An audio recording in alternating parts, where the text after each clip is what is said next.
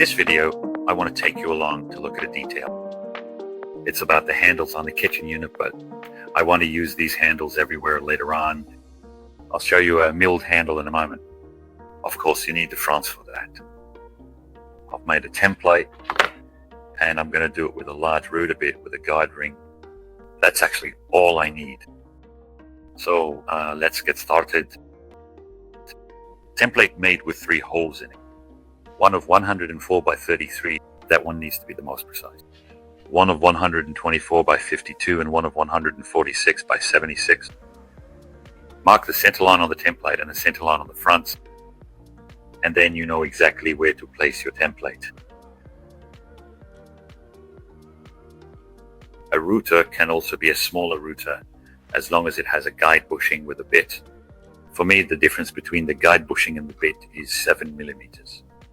So that means the holes I'm going to route will be 7 millimeters smaller all around than what I've cut out in the template. Make sure to secure it very well so it doesn't shift while routing. Otherwise your front will be ruined in no time. Move it back and forth thoroughly to get it in. Vacuum along the edges and go over it again. Otherwise you'll get dirt between your ring and the template, and then your hole won't be as clean.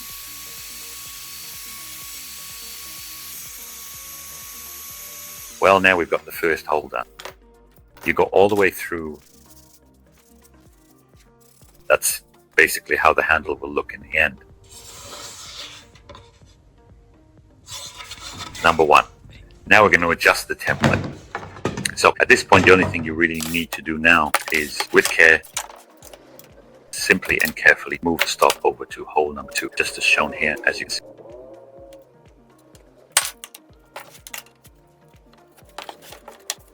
Now it fits perfectly. Make sure you're routing the back now and not the front. That would be a real shame. And for hole number 2 and number 3, pay close attention, because you'll need to set the depth, right? You're not going to rat all the way through, but only to a certain depth, so you can get a good grip on it. That's hole number 2.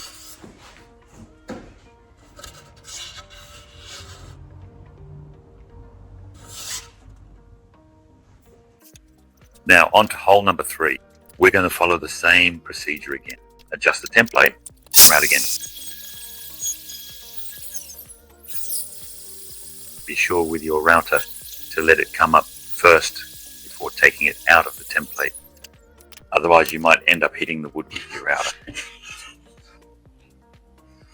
And then it looks like this. Route it 3 times. Make plates that fit exactly into the hole and square off the corners of the holes. A sharp chisel.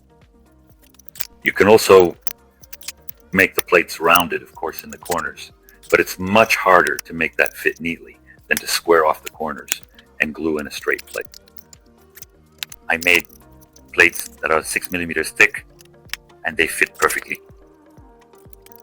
First, I'm going to oil them, because if you have to do that later through the handle hole, you really can't reach it properly anymore.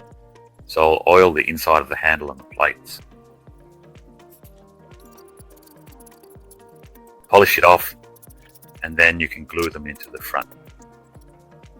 And then the handles are basically finished.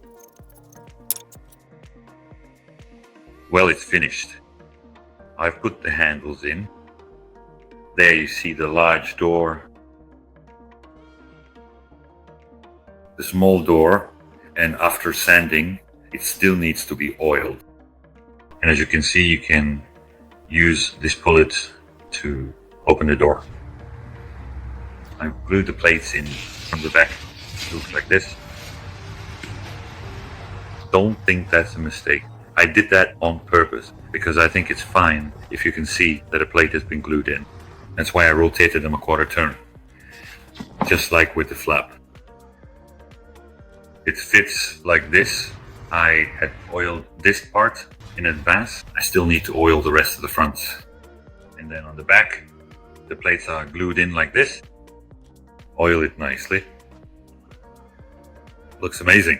I'm really happy with it. That's it for the handles. Next time I'll take you along. Then I'm gonna make the countertop for the little kitchen unit. I've ordered Hymek for that. I'm going to make it out of Hymek. So that's for next time. So see you next time, and thanks for watching.